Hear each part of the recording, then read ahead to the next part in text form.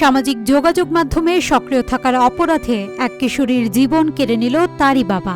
আধুনিকতার ছোঁয়া যখন তরুণ প্রজন্মের জীবনের অংশ হয়ে উঠছে, তখন সেই প্রযুক্তিপ্রীতি রক্ষণশীলতার দেয়ালে এমনভাবে আটকে যাবে তা যেন কল্পনাতীত। পাকিস্তানে ঘটে যাওয়া এই হৃদয় বিদারক ঘটনাটি সমাজের ভেতরকার অন্ধত্ব ও সহিংসতার নগ্নচিত্র তুলে ধরছে।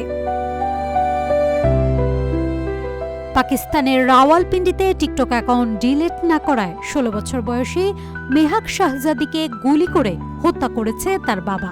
ইসলামাবাদের নিকটবর্তী শহরটিতে এই মর্মান্তিক ঘটনাটি ঘটে, যা শুক্রবার নিশ্চিত করেছে পাকিস্তান পুলিশ। পুলিশ জানিয়েছে, কিশোরীর বাবা মেয়েকে টিকটক ব্যবহার বন্ধ করতে বারবার নির্দেশ দিয়েছিলেন। RICL TMX, যুগের পর যুগ স্থাপনা থাকে মজবুত।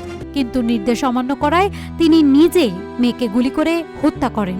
শুরুতে পরিবার ঘটনাটিকে আত্মহত্যা হিসেবে উপস্থাপন করতে চাইলেও তদন্তে উঠে আসে এটি ছিল পরিকল্পিত হত্যাকাণ্ড।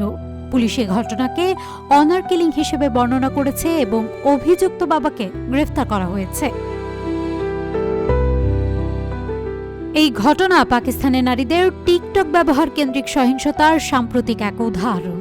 গত মাসেও টিকটক ইনফ্লুয়েন্সার ১৭ বছর বয়সী সানা ইউসুফ নিজ বাড়িতে খুন হন। তদন্তে জানা গেছে, এক তরুণের প্রেম প্রত্যাখ্যান করার কারণেই তিনি প্রাণ হারান।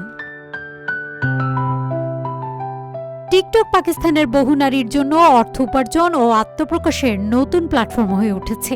দেশে যেখানে মাত্র ২৪% নারী আনুষ্ঠানিক শ্রমবাজারে কাজ করেন, সেখানে এই ডিজিটাল মাধ্যম নারীদের জন্য নতুন সম্ভাবনা তৈরি করেছে।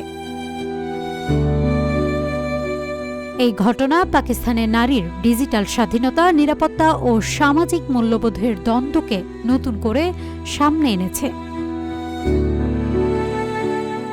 নাজহাতুল তোয়া, রূপালী বাংলাদেশ।